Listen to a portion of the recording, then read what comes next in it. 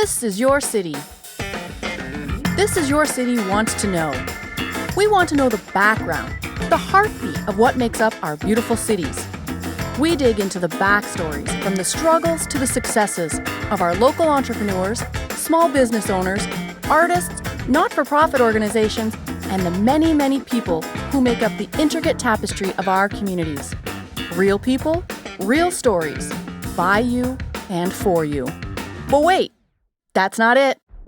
I love giving my opinion. Just ask anyone who knows me. We can't get enough of the honest, gritty feedback of places that we spend our hard-earned money. I'll give you the good, the bad, and the ugly of the places I eat, sleep, and visit.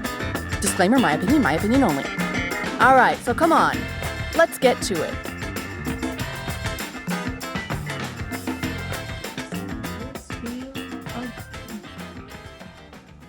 Hello, everyone, and thank you for tuning in to This Is Your City. Of course, I'm Kim Wardell, your host. And like I like to say sometimes, the hostess with the mostest. So I have something even more special this week. I had let you know that I would be interviewing the Western Swing Authority. I let you know all of the hype of how amazing this is going to be. Well, I want to just tell you a little tiny story.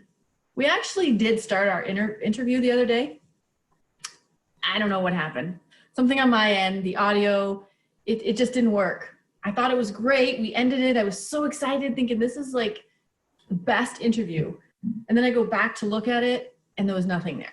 It was like 11 minutes. But my guest, the Western Swing Authority, with Shane Guse and Stacey Lee Guse, are so amazing that they agreed to do it again. And I was so nervous to ask them. My husband knows them. So he was like, you've already experienced how cool and down to earth they are. Just ask them. They'll do it again. And so graciously they did. So the story is we did this and we're doing it again. And I'm so grateful. That just goes to the character. They're so busy in life. They have so much going on and they still set aside time again to do this. So no problem. So I want to introduce them properly. I want to introduce them as best I can to honor them. So in case you don't know who the Western Swing Authority is, I'm going to tell you because I'm so excited. Canada's most recognized and awarded authentic Western swing group. And I'm going to say that again in case you didn't hear that. Most recognized and awarded authentic Western swing group. They topped the charts. I'm going to get into that in a little bit, all of their accolades, but it's incredible. It's incredible. And last week I got the last name. I called them Goose. That's Goose. that still is better than my favorite one, which is Juicy. Yeah. I've had Stacey Lee Guse before, and I think that might top the cake. That's funny. That's funny. But it's Goose, Guse. Yeah.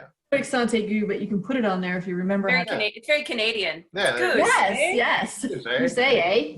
Goose, eh? Well, welcome once again. Thank you so much. And again, my hat's off to you. Thank you so much. Thank you so much for having us. And don't worry about, we're all working from home. We're all doing this from home. So we were just talking about, if kids or anything interrupt, don't even worry. It might happen. I made no promises. likely. I made the announcement that we were talking, but that means nothing these days. So I'm going to give our readers, our listeners, a rundown, a 1 to 2 minute rundown about the Western Swing Authority. Sounds good. Bear with me, and All right. so they can know who you are and fall in love with you as well and go check you out. So Western Swing Authority has been recognized, as I have said, with awards and nominations throughout Canada and the United States. They have reintroduced Western Swing, a new sound, and to an entire new generation of music lovers. And as I said, what they do is just so much fun. I think they brought back life and fun into the music. So they have like traditional country, they have jazz, they're new vintage, they're originals. They've created sounds that are so unique and truly their own. And it's just fun. Thank you. Thanks. It's just fun. Get your tapping shoes on, get your dancing shoes on, bring a towel for your back pocket because you're going to be sweating your butt off. It's That is true. That is true. It is a workout. It's a workout. You know, you're working from home, you can't go into the gym anymore. Go see Western Swing Authority. Or tune in on Fridays. Let's start that one right now. That's it. Sure. You can't go to the gym. On Fridays at 5 o'clock, you guys have this in your living room concert, this party for everybody. Yeah. That's true. We call it Honky Tonk Cocktail Hour, and it starts at 5 o'clock Eastern Standard Time. And we there's music and frivolity and adult beverages and really bad jokes. Lots of piss-cake. Yeah, wait a all minute. those kind- Yeah. No, I take exception to that. No. No, and it is fun. It's extremely fun. You guys have a banter back and forth it's so much fun. It makes you laugh. You have your cocktail in hand or your beverage, whatever it is you choose. You're listening to some amazing music, and then you have laughter at the same. It's like going to see a show. You're in your living room. You're At home. This is the only show we can have right now, so we're doing our best. Yeah, that's right. Yeah. No, it's perfect. You take requests. We do Yeah. some, yeah. Sometimes You know? even from ourselves Yeah. Yeah. good. or each other. Depends on Or how, each other. depends on if we're in a good mood or not. But Yeah. It is live. You guys are live. oh yeah, Sure is. It's Facebook Live. Yep. So Yep. if anybody wanted to go see it, they can go to Shane Guse, which is ShaneGuse. Shane Yep. Guse. And it's Facebook Live. And so you just turn up the volume, have some friends over, family, and have a Friday night party. There you go. You know, and the banter that goes back and forth, it's just amazing. I've requested songs before and you've sang them, so Yeah. thank you for that. Go. I don't know if you knew it was me, but I would. anything for you. Oh, thank you. I want to get to something. I want to tell our listeners something that I just found out, and embarrassing to me, how much I gushed over. I gushed over you guys. I was so, when I wanted to speak to you guys, and Sean said, "Why don't you just ask them?" And I was like, "Oh my gosh, no! Like, these guys are famous. Like, they're not going to take." Oh. Infamous. Embarrassed how much. Yeah. Well, yes. That's just because you guys are humble. So but I learned something that really got me excited because some people might not know this about me, but I love music, all kinds of genres. My playlist consists of anything from classical music to Christian, contemporary Christian, to rap. I do keep it clean. It's clean rap. Yeah. But like there's an artist called Lecrae. If you don't know him, look him up. He's amazing. So I have a vast playlist, but my favorite is country. My favorite has always been country. I grew up with country lovers, and I would even say country western. Both kinds. Yeah. Yes. Country and Western. And western, honky tonk. Honky tonk. I love it. That's probably my favorite. And you guys incorporate that in your music, so it just makes me so excited. And the 90s, we've had some of the best country, in my opinion. Some Yeah, of the great best stuff. artists. That was a good time for country music. It really was. Now, I love country today too, but I have to say I'm not as quite familiar with it as I am the older country. Well, it's shifted, right? Like as in everything, every genre has these cycles, right? That I think it happens. It's going through a bit of a pop cycle right now. And I think if you would have talked to somebody in, early 80s, end of 70s country, they would have said, oh, that, John Denver, blah, blah, blah, right? It's right. everything goes through a cycle and it'll find its way back around again. Yes. But the good news is that Bruce Springsteen and all the pop acts from way back then are starting to sound more like country. So you just have to shift it around a little bit, find it. Bruce Springsteen has steel guitar on his new album. Yeah. Nice. You gotta keep your eyes open, but you can find it. You can find it. That's right. But you guys had a very, very cool experience. I think it was like 2 years ago. So you're sitting in your living room at home. I think you said you were sitting in your living room and you get a phone call.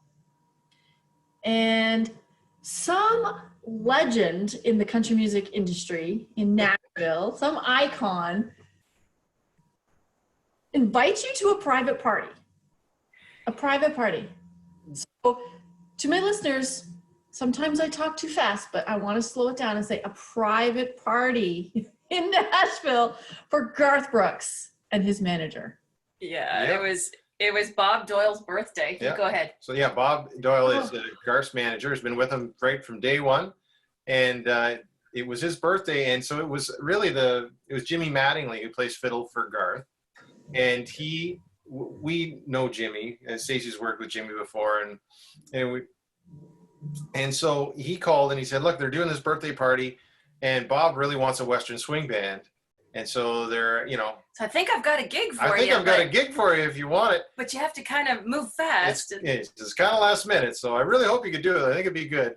And so, yeah, we had 10 days to sort of put it together. We didn't have a visa to get across the border. We didn't have borders. So, but anyways, I just said, yes, of course. Yes. And we'll figure it out. And we did. We did. We figured it out. They got in touch with us and we worked out all the details, and we were on the phone with the union and the government, and oh my gosh, we were everywhere. And there were 10 million reasons why it should not have worked.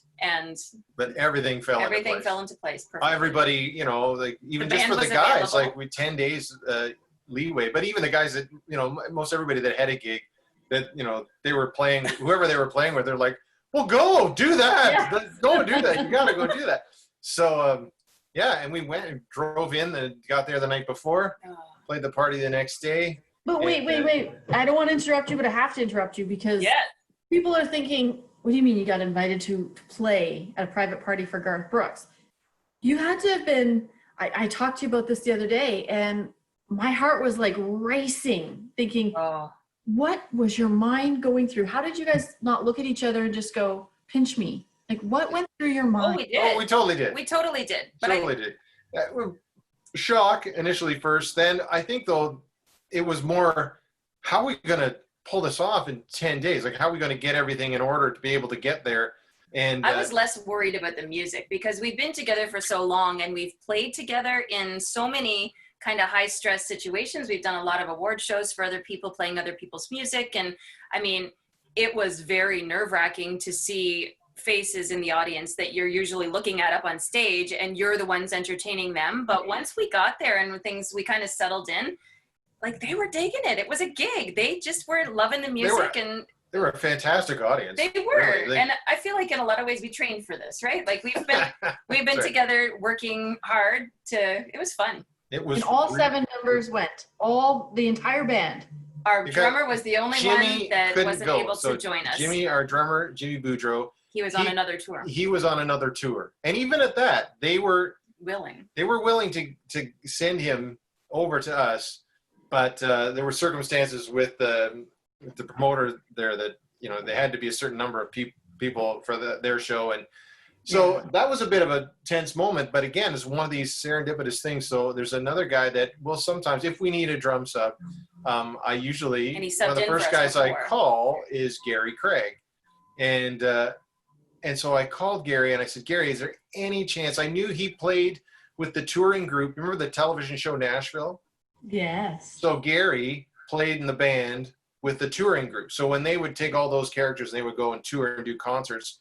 And he still does, I guess. That's true, but he also plays with Jan Arden. Yeah, he plays with all sorts of people. He's always busy. But I thought, well, maybe just on a whim, is there any chance that you've got a visa and you might be somewhere near Nashville or could come to Nashville with us? And he said, what's the date? And I told him, and he's like, well, I'm actually in Nashville that day.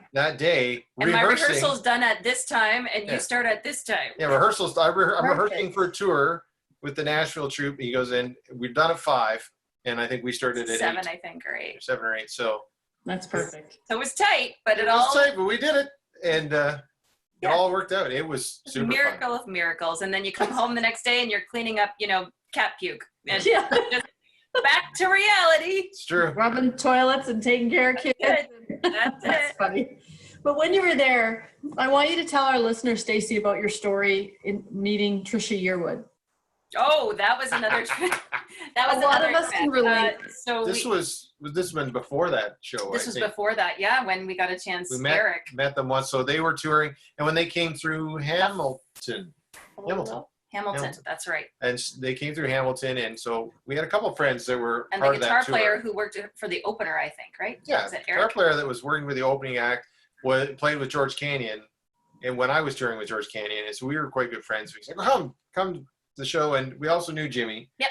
And so we're walking backstage, and all of a sudden, showing the stage, and we got to go under the stage and see where they shoot them out, all the fancy, hydraulics, and like, it's just a wild stage anyway. it's really cool. But we never thought we'd see Garth and No, Trish, we though. weren't expecting to see them.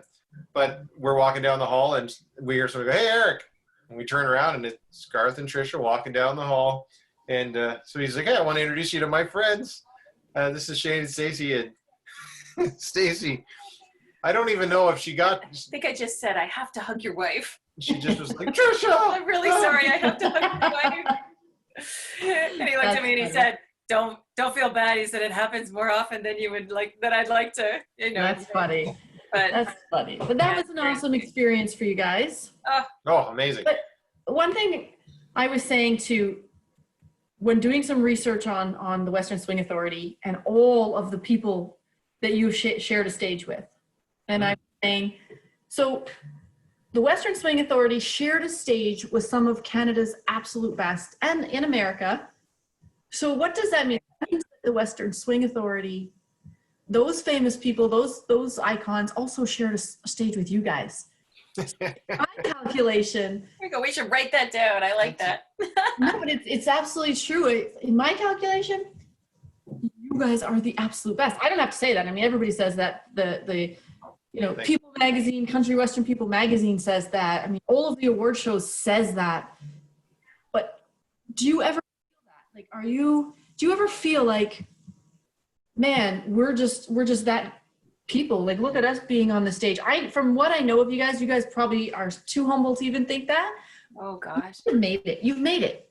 Mostly it's gratitude, I think, when we get up on a stage like that. We're just playing. And You're playing with, like, well, Stacey, if you don't mind, I'll go before the Western Swing Authority.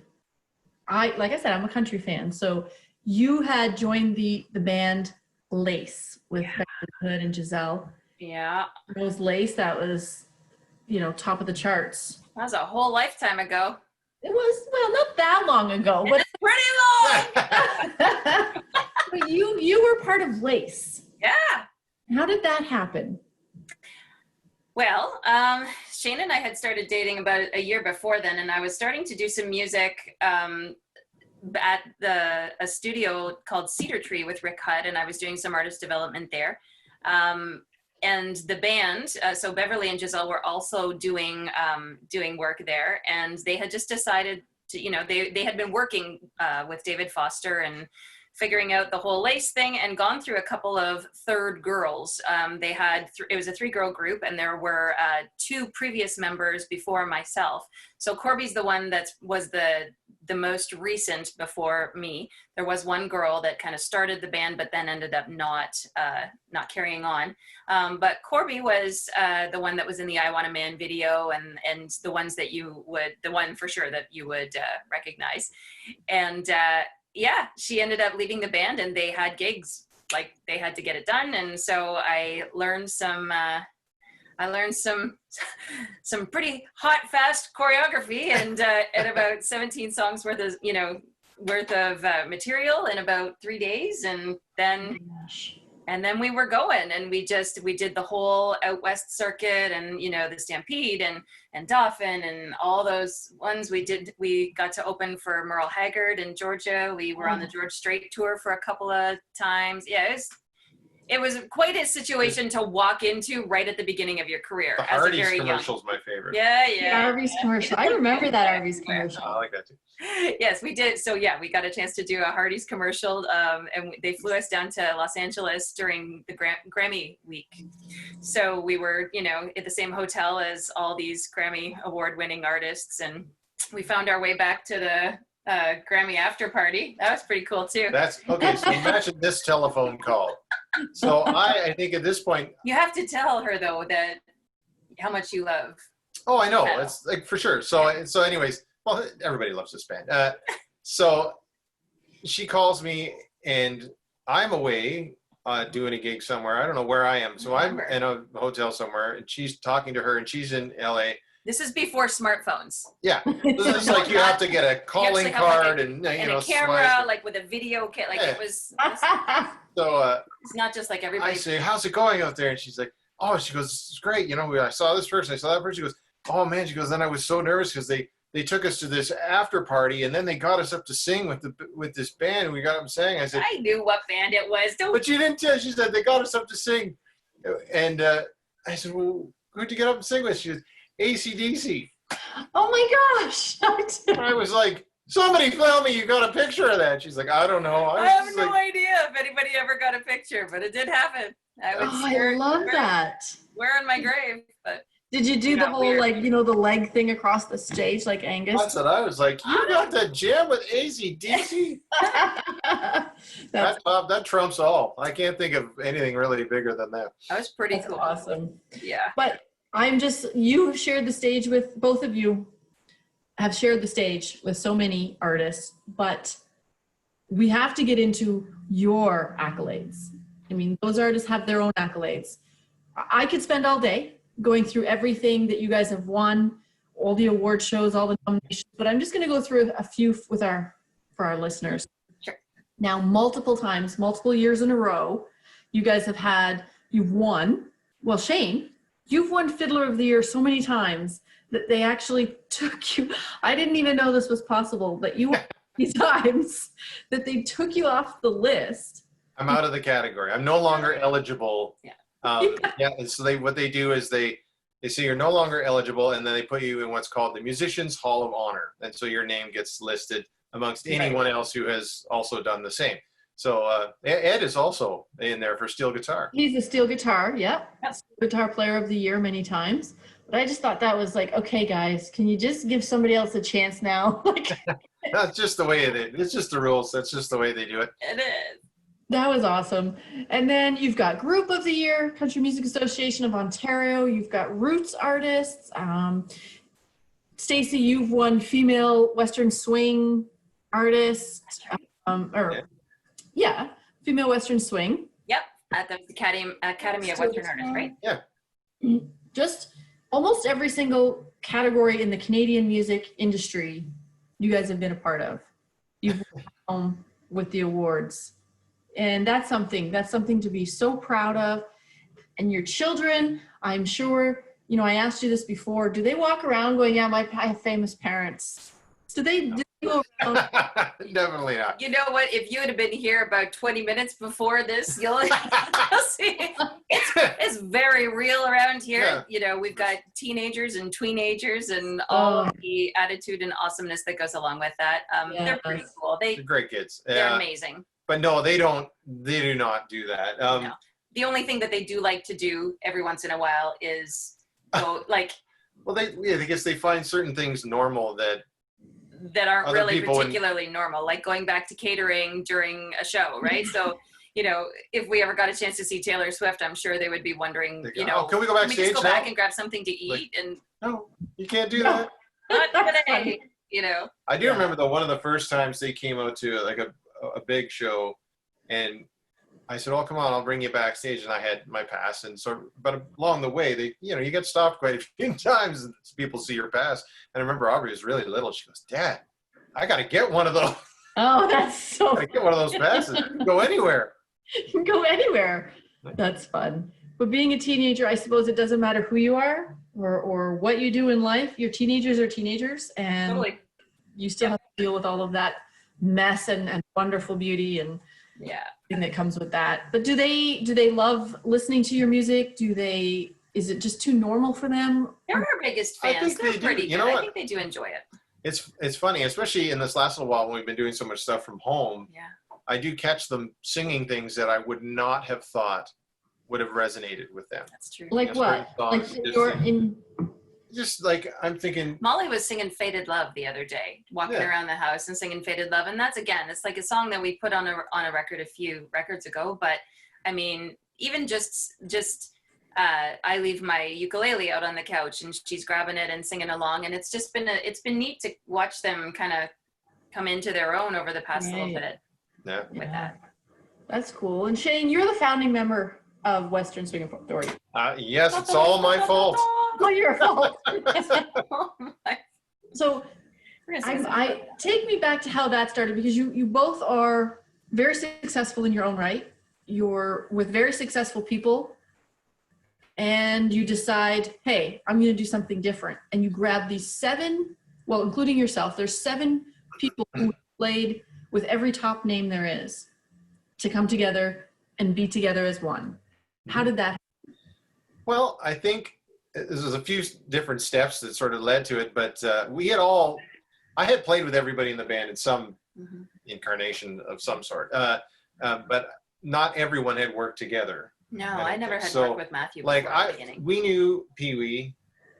Pee-wee was there the night that Shane and I met. And Jimmy. And Jimmy. Both. Both So of them were there. They were Although both. Jimmy didn't I was start playing out in with the band. I was playing with Fred Hale Yeah. in a band. It's Jimmy and Pee-wee were both in the band, and that's the night that we met. So we'd all played together. I knew Chappie from playing around country or doing sessions in He's country, played on because everything. Chappie's played on everything. 90s. And then I knew Matthew from playing with Mike Erb and the Handkerchiefs. I knew Dan From the commercials. from the Commercial Tavern, and I had seen him playing fiddle with Harold McIntyre and the Good Brothers and stuff, but we had never officially met until we did a twin fiddle gig one time at the Commercial. So I sort of knew everybody. And then the original drummer for the band, that was Charlie St. Dennis.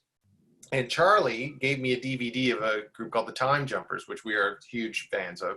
And it was before anybody, probably a lot of people would know who they were unless you lived in Nashville, but it was a PBS special, and I watched it and I was like, oh, this is, all these players, all these session players and touring musicians, and they're all coming together and they're playing Monday nights and they're playing whatever they want.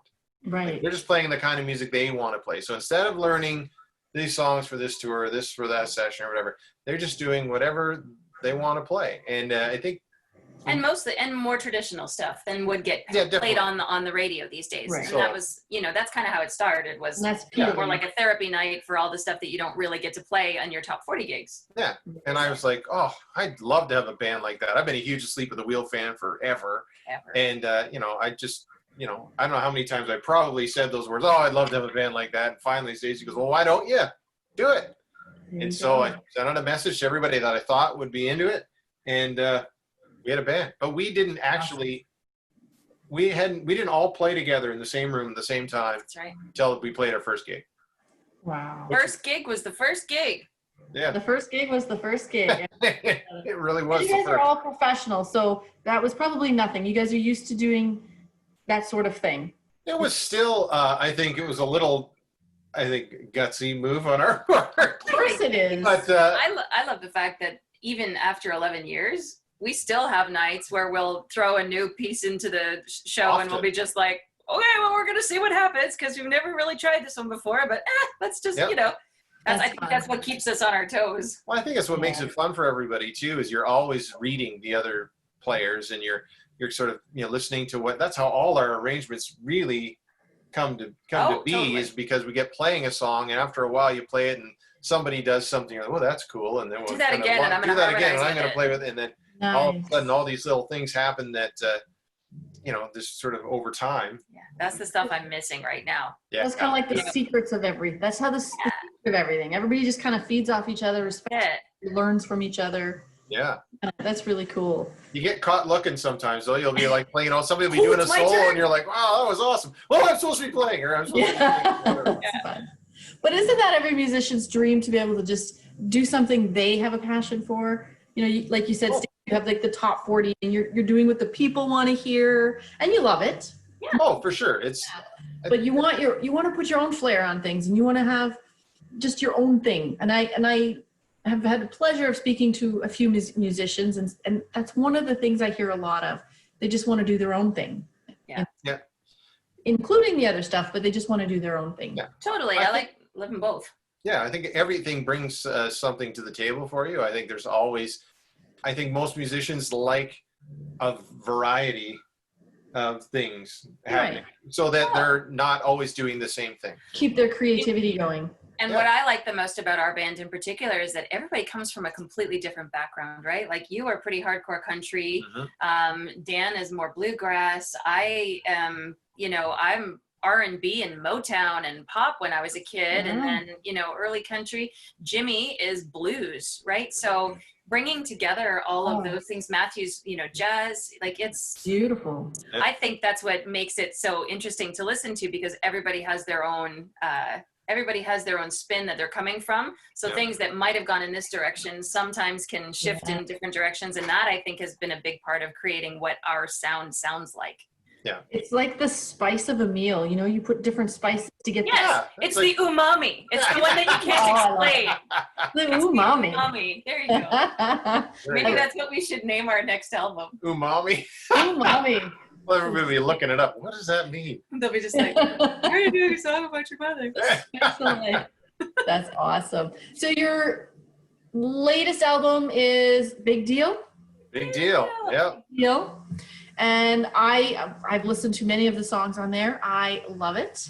And Thank you. I'm going to tell our listeners, like I said, I can't go through everything. There's so much that people have said and written and spoke about for the Western Swing Authority, but I really like this one because the Country Music People magazine, and I think everybody's heard of People magazine. So this is something that resonates with everybody. They had a comment, Chris Smith, his name is Chris Smith from the Country Music People magazine, says, make no mistake, there is a very special album. This is a very special album because it is able to appeal to country music fans no matter what. He says, you may not be familiar with Western swing genre, but it also contains twists and arrangements, and it seriously impresses those who are into the country music. So that's just the thing. It seriously impresses. That's something it doesn't just impress people, it seriously impresses people. Oh, thanks. I think, now I'm going to tell people right now because I want them to go and hear you, that they can go to thewesternswingauthority.com. That's great. Yep. All your information is on there. You have Facebook, you have Instagram, you have all of the social media. All the things. Yep. Sometimes it's the Western Swing Authority, sometimes it's WSA Music. So there are lots of different ways to find us. But if you type in the name, you'll find us. YouTube, anything like that, you'll type in the Western Swing Authority, we'll come up. Yep. Yes. And pretty soon, like we're coming out of this pandemic. So hopefully, I mean, there's fingers crossed. End of the year before they start allowing like long. Yeah, we haven't really heard. It's still very up in the air as to I when think it's going to be a long haul for any bigger large events. concerts. Anyway, Yeah. I think smaller things maybe. Again, it just depends on how many people will be allowed in one place and in what scenario. Right now, there's no live music really happening. Some drive-in shows, it looks like, but it's pretty much pretty bleak. nothing for the going arts on. right now, So it'll Did be you great when everything opens up again and people can come and see you. Yeah. Have you ever thought about doing a drive-in concert? We're messing around with a few different ideas to get the whole band together right now. Up until 2 weeks ago, we weren't even allowed to be in the same room together because we're 7 people and they only allowed 5.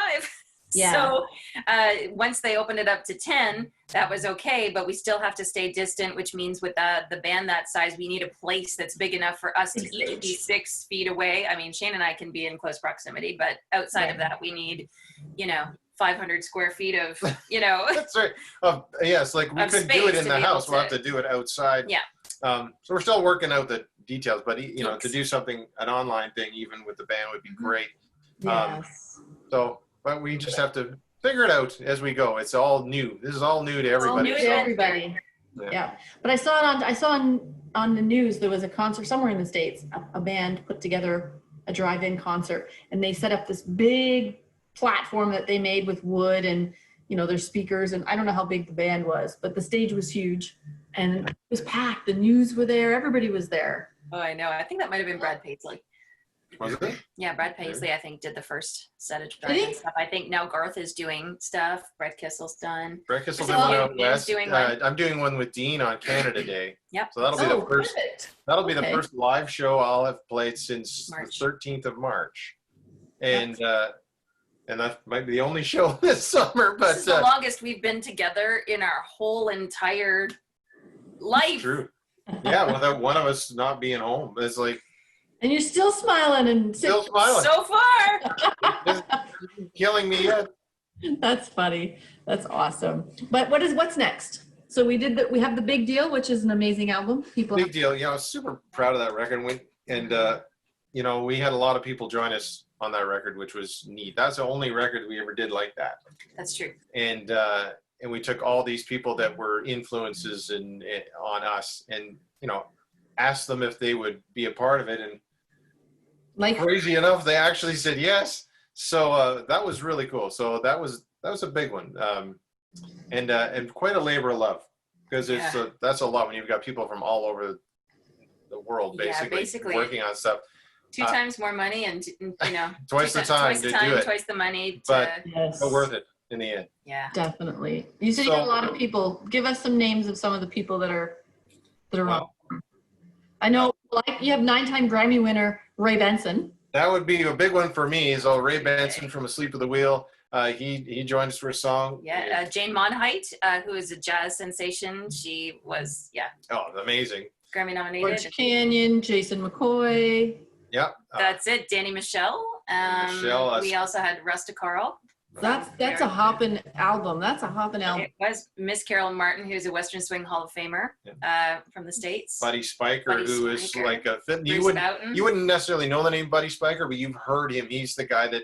So like if you think of George Strait's Amarillo by Morning, that fiddle. Oh, I love that song. That's Buddy Spiker. Okay. So he's played on a million things. Was a huge influence on me and kind of guy that turned me on to Western swing music. So it was pretty cool to have him be on that. Everything's been going on. You haven't been able to get together with the band. You haven't been able to do the practicing. So how long do you think it's going to be before your next album is coming? I know that's hard to say. Well, this winter, oddly enough, right before the pandemic, I would say less than a month before everything got shut down. A new record deal. We signed a new record deal. Oh, that's great. Awesome. And with a label, with Curve Music, and a label that we really, we're feeling great about it, because it's just, they kind of get it. They get what we're trying to do. They live on the outskirts like we do. Yeah, they're not necessarily, what's like top 40. They're rebels with a cause. So a little bit rebels without a cause. Yeah, so it was really exciting, and we were just starting to talk about, what are we going to do for this new record, and we're, and now of course everything's been shut down. So it's a bit of a pause button. It's a bit of a pause, but as soon as we can all get sitting together and start talking through different songs and arrangements, and it has been tough, even I would say, for as far as being creative, especially during the first chunk of this. It was tough. It wasn't really an atmosphere that you felt really creative and wanting to write songs. This was a time to collect feelings and emotions and lyrics and stuff like that. We weren't quite ready to create in that tone, but I think a lot of good things will come out of it, but it'll be a long haul before we can get it all together. Hopefully, now that things are starting to open up, hopefully we can get those collaborations working and figure out what the direction's going to be and go from there. Yeah. Perfect. Well, I love to have my listeners. So sports, I've said this in a few of my episodes, sports programs, the arts, music in schools, in different after-school programs, what have you, they're being cut. We all know that. They're some of the first things to go. The creative aspect of being are some of the first things to go. And so I really encourage you listeners to go out and support your local groups, your local bands, your local music. I really encourage you to go and see them, buy their albums, go on Apple Music, Apple Pod, whatever it is, wherever they're being sold, buy their music, support them, go to their concerts, support the schools who are raising up some of these amazing artists such as Shane and Stacey Guse. So support them. Go to thewesternswingauthority.com.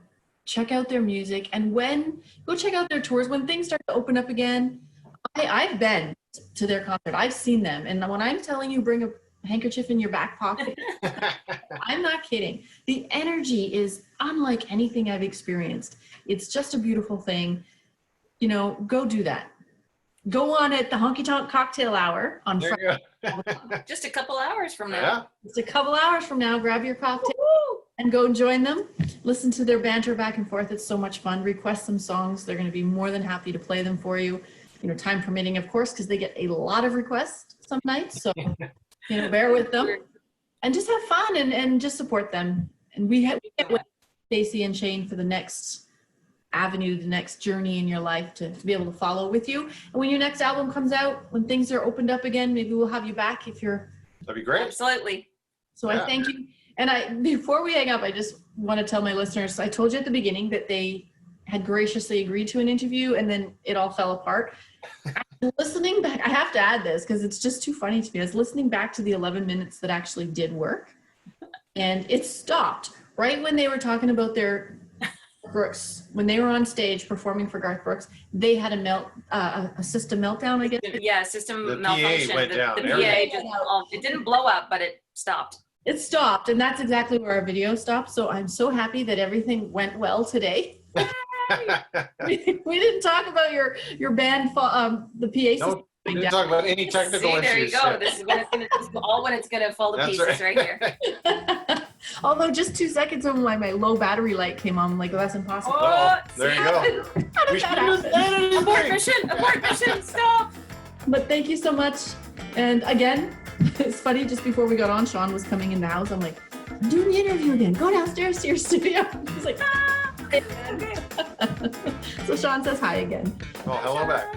Thank you so much. Thank you so much for joining us. And as for me, this is Kim, your host from This Is Your City. Thank you for tuning in once again. Tune in next week for another amazing episode. I appreciate you. And whatever it takes, go subscribe, follow, tweet, like, call somebody, send a pigeon, whatever it is. Tell them that they should be listening to This Is Your City. You can find me on thisisyourcity.ca. Have a great day. Stay healthy and stay blessed. Chapman.